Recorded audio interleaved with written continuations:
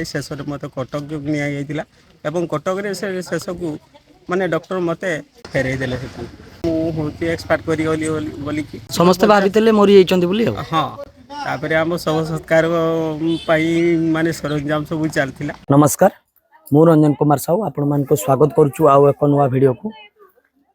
जग आमे काहे की जग करिवु कोन पई जग करिवु तो सेथि पई किछि क्वेश्चन आमे रखिछु विजय सर को चलंतु पचारि बुझिबा आ से डिटेल्स रे हमको बुझाइबे जग कोन। सर नमस्कार। मो ना विजय कुमार सिंह केसीपुर पंचायत बुधियाचुआ ग्राम दीर्घ 1996 तो आई मनुष्य आम झरंगाटी संयोग आश्रम ये जुग आश्रम हूँ जुग स्वास्थ्य आत्म स्वतंत्र विचार गुड़ी जानवा कले आम प्रकृत जुग करने पड़ो जो जुग द्वारा मनुष्य जीवन में परिवर्तन हो पार। आज सारा संसार मनुष्य केवी परिवर्तन होना डाक्तरखाना गुणी गारेडी अंधविश्वास जरा देवादेवी पूजा ए द्वारा मनुष्य केवे आरोग्य लाभ हो पार। केवल ऋषिमुनि माने भारत वर्ष जो आसी से जुग देते जोटा जुग द्वारा मनुष्य जीवन में परिवर्तन होता जुग रह तो चित्त वृत्ति निरोध को जुग कह जाए आउ से जुग शिक्षा अखिल भूमंडल सर्वश्रेष्ठ मनुष्य समाज शिक्षा दिए। तेणु मुझे दीर्घ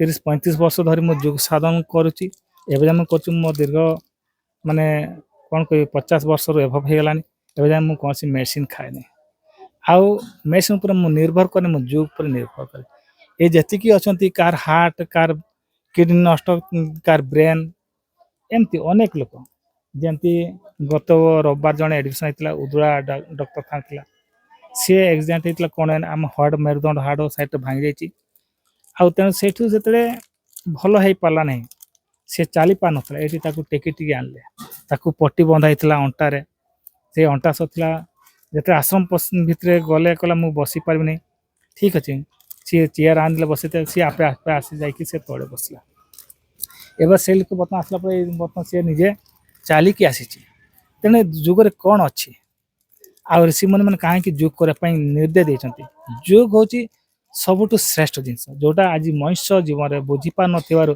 मनुष्य अनेक कष्ट दुखरे पागल हो कार हार्ट लंग्स किडनी फुसफुस ब्रेन नष्ट हो ऑटोमेटिक मनुष्य जीवन में मनुष्य आयु आम समस्ते कहते डॉक्टर भी कहते 60 वर्ष बाद माने साइंस माने भी कहते 60 किंतु मनुष्य आयु अनेक किंतु मनुष्य आयु केमती बढ़े से प्रोसेस संसार कहीं शिखी ना दे पान आ मनुष्य से शिक्षा दिए आम जिते समस्ते जिते डॉक्टर भी अच्छा कहती खाद्य रक्त प्रस्तुत हुए लेकिन खाद्य रक्त प्रस्तुत हुए नहीं लोक तो अनेक भल भल खाद्य खाऊँ आम पाखे टंका नहीं किंतु बहुत लोक पार कोटी कोटी टंका अच्छी कहीं से रक्त कहीं अभाव अच्छे शरीर किंतु जुग रे गोटे जिनस अच्छे जुग द्वारा ये रक्त प्रस्तुत हुए आम जुग करचे तार गोटे 2टा जिनस अच्छे आम देहरे से देहरे से कार्य आम कर आम देहरे रक्त अभाव देखा जाए लेकिन जो माने जुग साधन चक्र वेदन क्रिया करते रक्त अभाव देखा जाए ना एवं से आम समस्ते जुग साधन करवा ये सारा संसार मनुष्य बहुत सुख शांति आनंद जीवन यापन करें एवं जी जुग करना सी जुगर अर्थ के बुझी पार ना तेणु आम समस्ते आई समस्ते डॉक्टर बनीगले आईएसआर अफिसर बनीगले किए भी इंजीनियर बनवाई चाहते किए भी माने बड़ बड़ अफिसर चाहते वैज्ञानिक चाहते लेकिन जड़ वैज्ञानिक बहुत आग को चल जाती लेकिन मनुष्य से तल निर्णय स्थान रही जो द्वारा मनुष्य परिवर्तन केवे भी हो पारे जदि परिवर्तन हम ये जुग साधन द्वारा मनुष्य परिवर्तन हो पार जमती आम रुहाबा जो भेलोर नहीं 1911 मसीहा डिसेम्बर 16 तारीख जन्म नहीं एवं सी ढाका मिलिट्री चाकरी करते आते पेट रोग बाहर कलिक रोग अनेक डाक्तरखाना गले भेलोर गले से कहले तू 7 दिन पर मरबू किंतु दीर्घ 100 वर्ष 97-98 वर्ष आम रुहाबा बची थे एवं सी आत्मलोक हो गले तो क्या विश्वास करें डॉक्टर विश्वास करें निजको जे निजको विश्वास करना संसार क्या विश्वास करेंगे आम ऋषिमुनि मैंने कहते पर को क्या विश्वास करते विश्वास कर निजको विश्वास करूँ शांति आनंद तुम निज भितर अच्छी बाहर संसार मिल ना ତେଣୁ ସେଥିପାଇଁ ଆମେ ସମସ୍ତଙ୍କୁ ଶିକ୍ଷା ଦିଏ ତୁମେ ଯୋଗ ସାଧନ କର। ଆଜି କଟର ପିଲା ଆସନ୍ତି, ଆଜି 3 ଜଣ ଆଡମିସନ ହେଇଛନ୍ତି। ସେ କଟକ ଶୁଣନ୍ତୁ, କଟକର ପିଲା ଏଠି କାହିଁକି ଆସିଛନ୍ତି? ଏଠି ଆମର କଣ କିଏ ଦେଖୁନ ଭଙ୍ଗା ଘରେ ଆମର ଟଙ୍କା ପଇସା ବି ସେମିତି ନାହିଁ। ବିଚରା ସେମାନେ ଆସିକି ସେମାନେ ଯୁଗ ଦେଖ ଆସନ୍ତା ବାର ଦେଖିବେ ସେ ତାଙ୍କ ଏମିତି ଅନେକ ଲୋକ କିଡନୀ ଫେଲୁଆର ଏଠି ଜଣେ ମରି ଯାଇଥିଲା, କଟକ ଡାକ୍ତର ଘୋଷଣା ହେଇଥିଲା। ସେ ଯେତେବେଳେ ଘୋଷଣା ହେଇଗଲା ନେଇ ଆସିଲେ ସବୁ କାନ୍ଦିଲେ, ତା ପାଇଁ କାଠ ଫାଠ ସବୁ ରେଡି ହେଇଥିଲା। ଯୋଉ ଦ୍ୱାରା ସିଏ ଯୁଗ କରିଥିଲା, ଜଣେ ମୂଳ ଲୋକ ପାଣି ଦେଲା ତ ସେ ମରିବ ନାହିଁ, ବଞ୍ଚିବ। ଏବେ ବି ଅଛି ସେ ଲୋକ। ଏଇ ଯୁଗର ମହିମା ଅଛି। ଅନନ୍ତ ଅନନ୍ତ ସେ ପିଲା।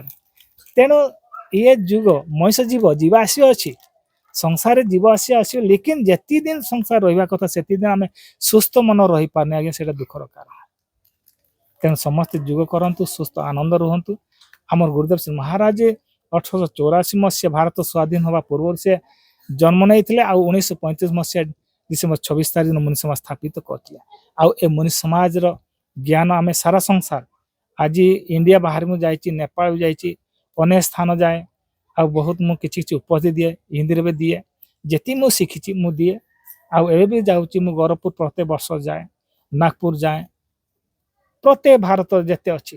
ଆଉ ଇଏ ମନୁଷ୍ୟ ସମାଜ କୌଣସି ପଇସା ଲୁଟ କରିବା ସମାଜ ନୁହେଁ। ये सत शिक्षा सत उपदेश सत ज्ञान दवाई मनुष्य समाज स्थापित। ज्ञान में ही शक्ति है, और आत्मज्ञान से सबसे बड़ा ज्ञान। अंधविश्वास को छोड़कर अपना भीतर का शब्द सुनो, तुम्हारा सच्चा पथ प्रदर्शक मोर भीतर वर्तमान है। एति कोई मोर वक्तव्य एता रखुची। समस्त सप्रम जय ना आपणकर कहतु भाई। ମୋ ନାଁ ହେଉଛି ଅନନ୍ତ କୁମାର କିସ୍କୁ। ଆଜ୍ଞା, ଆପଣ କ'ଣ ହେଇଥିଲା ଆଉ କ'ଣ ପାଇଁ ମୁନି ସମାଜରେ ଆଡମିସନ ହେଇଥିଲେ? ମୋର ହେଉଛି ଫାଷ୍ଟ ମୋତେ ମାନେ ଏମିତି ଗୋଟେ ରୋଗ ହେଇଥିଲା, ମୁଁ ବି ଜାଣିପାରିନଥିଲି ଯେ ମୋର ଟିବି ସହିତ ମୋର କିଡ଼ନୀ ଡିଫେକ୍ଟ ଥିଲା। ଆଜ୍ଞା। ମୋତେ ଏମିତି ବାରମ୍ବାର ଆମର ଯେଉଁ ଲୋକାଲ ଲାଗ ହସ୍ପିଟାଲ ମାନଙ୍କରେ ଯାଇ ଶେଷରେ ମୋତେ କଟକ ନିଆଯାଇଥିଲା। ଏବଂ କଟକରେ ଶେଷକୁ ମାନେ ଡକ୍ଟର ମୋତେ ମରିଆ ସହିତ ତୁଳନା କଲା, ମୁଁ ବଞ୍ଚିବନି, ଆଉ ମୋତେ ଫେରେଇ ଦେଲେ ସେଠୁ। ଆଜ୍ଞା। ଆଉ ଏମିତିକି ଆମ ପରିବାର ଭିତରେ ଆସିକି ମାନେ କନ୍ଦାକଟା ବୁଆଳି ଗାଁ ସାହି ପଡ଼ିଶା ସମସ୍ତେ ଆସିଗଲେ, ମୁଁ ହେଉଛି ଏକ୍ସପାର୍ଟ କରିଗଲି ବୋଲିକି। ପ୍ରାୟ ଆମ ସମସ୍ତେ ଭାବିଥିଲେ ମରି ଯାଇଛନ୍ତି ବୋଲି ଆଉ। ହଁ, ତାପରେ ଆମ ଶବ ସତ୍କାର ପାଇଁ ମାନେ ସରଞ୍ଜାମ ସବୁ ଚାଲିଥିଲା। ତାପରେ ଏମିତି ଅବସ୍ଥାରେ ଜଣେ ମୁନି ଲୋକଟା ଆସିଲା, ସେ ଆମର ହେଉଛି ଗାଁର ଲୁଗଡ଼ା। ସେ କହିଲେ ନା ଏଇ ଲୁଗଡ଼ା କାହିଁକି ତମେ ଏଇରକମ କରୁଛ, ସିଏ ବଞ୍ଚିଯିବ। ଏମିତି ମୋ ଭାଇମାନେ କିଛି କହୁଥିଲେ, ମାନେ ଇଏ ବଞ୍ଚିଯିବ, ଟିକେ ଅପେକ୍ଷା କରେ, ଆଉ ଲୁଗଡ଼ାର ଜୀବନ ସମ୍ପୂର୍ଣ୍ଣ ଯାଇନାହିଁ, ତମକୁ ଅପେକ୍ଷା କରିବାକୁ ପଡ଼ିବ। ତାପରେ ସେ ମୁନି ଲୋକ ମୋତେ କିଛି ସହଯୋଗ କରିଥିଲେ। ସେ କହିଥିଲେ ଯେ ହେଉଛି ତ ଏଇ ଲୋକଟା ଭଲ ହେବ, ଆଉ ମୁଁ ତାକୁ ନେଇଯିବି ମୁନି ସମାଜରେ ଆଡ଼ମିସନ୍ ହେଲେ ସେ ଲୋକଟା ଭଲ ହେଇଯିବ। ଆପଣ ଆଡମିସନ ହେଲେ? ହଁ, ତାପରେ କେତେ ବର୍ଷ ହେଲାଣି ଆଡମିସନ ହେଲେ? ମୁଁ 2012ରେ ଆଡ଼ମିସନ୍ ହେଇଥିଲି। ତାପରେ ମଝିରେ ଛଡ଼ା କରିଦେଲି। ତାପରେ ବନ୍ଦ କରିଦେଲା ପରେ ମୁଁ ଏବେ ଝରଣ ଘାଟିରେ ଆମର ବିଜୟ ମୁନି ମହାରାଜଙ୍କ ମାନେ ତାର ଯୋଗ ଶିକ୍ଷକ କରୁଛନ୍ତି, ସେଠି ମୁଁ ଏବେ ମାନେ ଯୋଗ ନେଉଛି, ଶିକ୍ଷା ନେଉଛି। ତାପରେ ମୁଁ କର୍ମ କରୁଛି ଆଉ। ହଁ, ଏବେ ପୁରା ଭଲ ଅଛି ଦେହ? ଏବେ ଭଲ ଅଛି। ଏବେ କାମ ଦାମ ତ କରିପାରୁଛୁ, ଚଲାବୁଲା ବି ସବୁ କିଛି କରିପାରୁଛୁ। ଡେଲି ଯାଉଛନ୍ତି? ହଁ, ପ୍ରତ୍ୟେକ ରବିବାର। କେବଳ ଏତିକି ହେଉଛି, ମୁଁ ଯେତେବେଳେ ଆମ ଝରକାଠି ମୁନି ସମାଜ ଯେତେବେଳେ ମୁଁ ଗଲି ପ୍ରଥମ ଦିନରୁ ଜାଣିନେଲି ଯେ ମୁନି ସମାଜ ବାବଦରେ ମୁଁ କିଛି ନ ଜାଣିଥିଲେ ବି ମୁଁ ମାନେ ଏଇ ଯେଉଁ ଐଶ୍ୱରିକ ଶକ୍ତି ବାବଦରେ ମୁଁ ସେଦିନ ହିଁ ଅନୁଭବ କରିଥିଲି ଯେ ମନ ବଡ଼ ଇଚ୍ଛା ଶକ୍ତି ଥିଲେ ମାନେ ଏଇଟା ମଣିଷକୁ ବହୁତ ମାନେ ଭଲ ଇଏ କରାଏ। ଆପଣ ଡେଲି ରବିବାର ଯାଉଛନ୍ତି, ଘରେ ତାପରେ କରୁଛନ୍ତି? ଘର ପାଖରେ ଆମେ କରୁଛୁ, ଆଉ ପ୍ରତ୍ୟେକ ରବିବାର ଆମେ ଯାଉଛୁ। ହଁ, ଠିକ ଅଛି, ଧନ୍ୟବାଦ। ଆପଣମାନେ ଶୁଣିଥିବେ ସାର୍ଙ୍କ ମୁହଁରୁ, ତ ପ୍ରତ୍ୟେକ ଦିନ ଯୋଗ କଲେ ଆମର ବଡ଼ ବଡ଼ ରୋଗ ଭଲ ହେଇଯିବ। ଯୋଗ ନିହାତି କରିବା ଦରକାର। ଆପଣମାନେ ଆସନ୍ତୁ, ଯୋଗ ପାଇଁ ଏଠି ତାଲିମ ନିଅନ୍ତୁ, ଯୋଗ ନିହାତି କରନ୍ତୁ। ବହୁତ ଭଲ ଭଲ ରୋଗରୁ ମୁକ୍ତ ହେଇକି ବି ଲୋକ ଯାଇଛନ୍ତି। ସାର୍ ଅଫଲାଇନ୍ର ବି ଆମକୁ ବହୁତ କଥା କହିଲେ, ଯାହାକୁ ଆପଣମାନଙ୍କୁ ଆମେ କହିପାରିବୁ ନାହିଁ। ତ ଆପଣମାନେ ଆସନ୍ତୁ, ଯୋଗ ନିହାତି ଏଠି ଶିକ୍ଷା ନିଅନ୍ତୁ। ଯୋଗ ଶିକ୍ଷା ନେଲେ ଆପଣମାନେ ନିଜର ବହୁତ ରୋଗ ମାନେ ଲୋକମାନେ ଆଜିକାଲି ସାର ଜିନିଷ ଖାଇକି ବହୁତ ରୋଗ ହଉଛି। ତ ଆପଣ ମାନେ ଯୋଗ ନିହାତି କରନ୍ତୁ। ଯୋଗ ନିହାତି କଲେ ପ୍ରତିଦିନ କରିବେ। ସାର୍ ସବୁ ସେ ବିଷୟରେ କହିବେ, ଯେହେତୁ କ୍ୟାମେରାରେ ଆମକୁ ମନା କଲେ, କହିଲେ ସେଗୁଡା ଯୋଗ ଯିଏ ନବ ତାକୁ ହିଁ କୁହାଯିବ। ଯୋଗ ନିହାତି କେତେ ଦିନ କରିବେ, କଣ ଗୋଟେ ଦିନରେ କେତେ ଘଣ୍ଟା କରିବେ, କୋଉ କୋଉ ଦିନ କରିବେ, ସବୁ ଏସବୁ ଆସିଲେ ଆପଣ ମାନେ ନିହାତି ଜାଣିପାରିବେ। ସାର୍ ଏଇ ଜାଗାଟାର ନାମ ଟିକେ କୁହନ୍ତୁ, କୋଉ ଜାଗା? ଝରଣଘାଟି ଶିମୁନି ଯୋଗ ଆଶ୍ରମ। ଆପଣ ମାନେ ଜାଣିଥିବେ ଝରଣ ଘାଟି ଆମର ପାଖାପାଖି ବାଲେଶ୍ୱର ଆଉ ମୟୂରଭଞ୍ଜ ବର୍ଡରରେ, ଯେଟା କି ସେଠି ଅଛି ଝରଣ ଘାଟି ଛକ। ସେଇ ଛକରେ ପଚାରିଦେଲେ କହିବେ। ତ ଆପଣ ମାନେ ନିହାତି ଆସିକି ଯୋଗ ଶିକ୍ଷା ନିଅନ୍ତୁ। ସାର୍ ଯୋଗ ଶିକ୍ଷା ପାଇଁ କିଛି କୌଣସି ପଇସା ପତ୍ର ନା ସେମିତି କିଛି? ହଁ କିଛି ପଇସା ପଡେ। ଆଜ୍ଞା ଆମର ଏଡମିସନ ଟା 1000 ଟଙ୍କା। ଆଜ୍ଞା ଆଉ ପ୍ରତ୍ୟେକ ରବିବାର ଯୋଗ ଶିକ୍ଷା ଦିଆଯାଏ। ଆଉ ପ୍ରତ୍ୟେକ ସପ୍ତାହ ଥରେ ଆସିବା ପାଇଁ ପଡିବ। ଆଉ ସବୁଦିନ ଆସିବା ପାଇଁ ପଡିବନି। ହଁ। ଆଉ ଆପଣ ମାନେ ପ୍ରତ୍ୟେକ ସପ୍ତାହ ଥରେ ଆସିବେ, ଆଉ ପ୍ରତ୍ୟେକ ଦିନ ଘରେ କରିବେ ଯୋଗ। ଆପଣ ମାନେ ରବିବାର ଦିନ ଆସିଲେ, ସଣ୍ଡେ ଦିନ ଆସିବେ, ଶିକ୍ଷା ନେବେ, ତ ଘର ଯାଇକି ଆପଣ ମାନେ କରିପାରିବେ। ତ ଆପଣ ମାନେ ନିହାତି ଆସନ୍ତୁ, ନିହାତି ଟ୍ରାଏ କରନ୍ତୁ। ଆଜିକାଲି ବ୍ୟସ୍ତବହୁଳତା ଜୀବନ ଭିତରେ ସମସ୍ତେ ଏଇ ଯୋଗ କରିବା ନିହାତି ଦରକାର। ରହୁଛି, ନମସ୍କାର। ଦେଖାହବ ଆଉ ଏକ ନୂଆ ବ୍ଲଗରେ।